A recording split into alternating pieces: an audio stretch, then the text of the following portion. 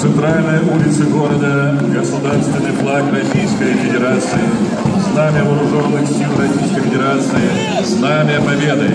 Командир знаменной группы капитан Иван Ковалевский. Знамена сопровождает рота почетного караула Тихоокеанского флота под командованием старшего лейтенанта Владимира Ермишина. В парадном строю офицеры Тихоокеанского флота. Сводной роты офицеров командует капитан первого ранга Олег Киршак. Идут наследники прославленных флотоводцев и командиров. Тех, кто первыми поднимался в атаку и вел за собой бойцов.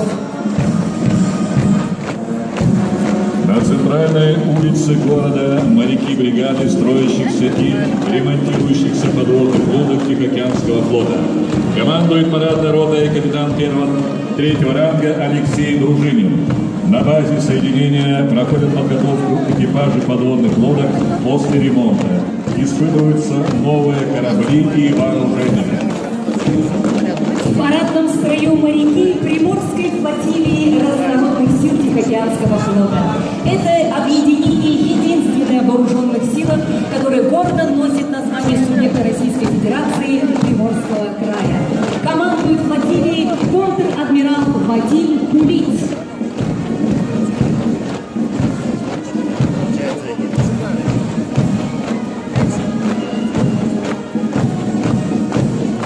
Торжественным маршем проходит подразделение морской авиации Тихоокеанского флота. Батальоном командует полковник Олег Романенко. Морская авиация ТОВ, созданная в 1932 году, уже через 6 лет получили первое боевое крещение в боях у озера Хасан. В годы Великой Отечественной войны авиация флота потопила свыше 30 транспортов и 2 эсминца. На центральной улице города морская пехота Тихоокеанского флота. Сводным батальоном командует капитан Сергей Ильин. Свыше 147 тысяч моряков-тихоокеанцев в составе морских стрелковых бригад громили фашистов на всех фронтах Великой Отечественной войны. Им доверяли самые опасные и тяжелые задачи. Враги назвали их «Черная смерть».